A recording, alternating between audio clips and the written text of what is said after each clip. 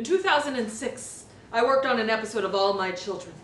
It was a Chinese restaurant scene, and I lent my background acting skills as one of the waitstaff.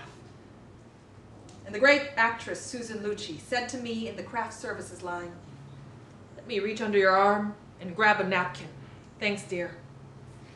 I will never forget the mark of such a great actress on my craft today. Absolutely incredible. Today we record live from the holding area of Homeland, where later when I go to set I will portray one of 30 smuggled Chinese sex slaves. Our guest today is coming fresh from the same set. I first met him working CSI New York, where I played one of 5 Vietnamese manicurists, and he was a prisoner in a chain gang in the same episode. We've worked on countless sets together ever since. His blur has grazed dozens of movies and TV shows. I consider him the mayor of Central Casting. Please welcome to our show today, Mr. Shawn Jackson.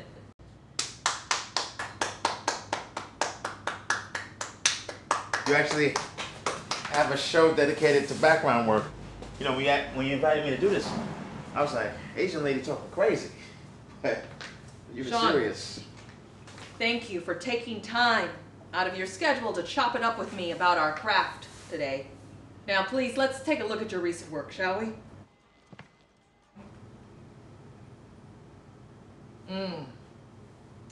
Absolutely incredible.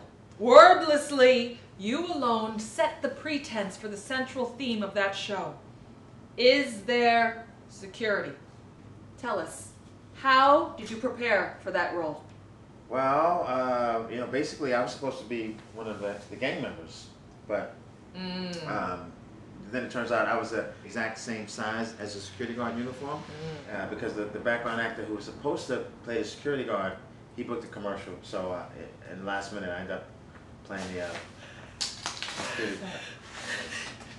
Nora, wait, whoa. No research, no preparation, tenacity, craft.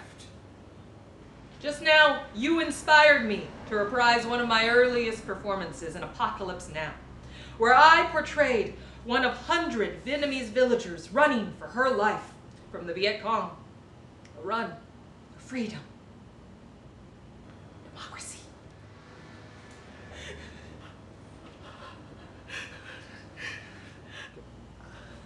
Should I leave? I mean, you seem to be, In 2007, Central Casting once called me at 8 p.m. They told me they needed me on the set at 6 a.m. The role, a masseuse at a massage parlor that was really an illegal front for prostitution.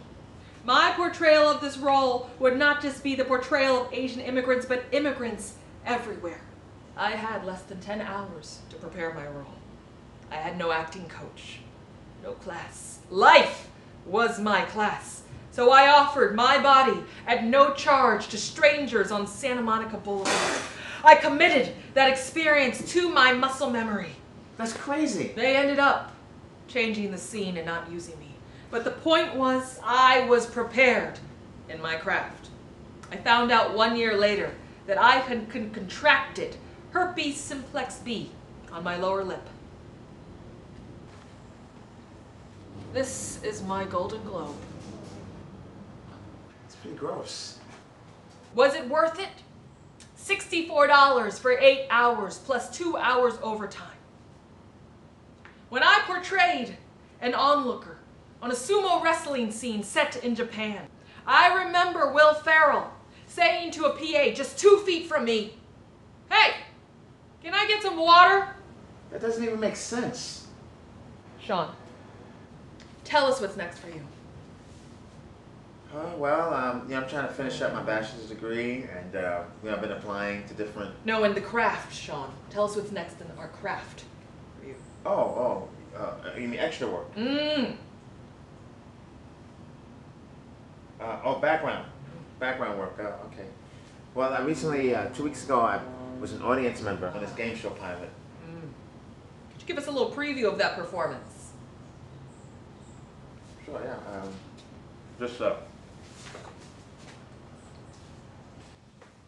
Ooh. Absolutely incredible. A master.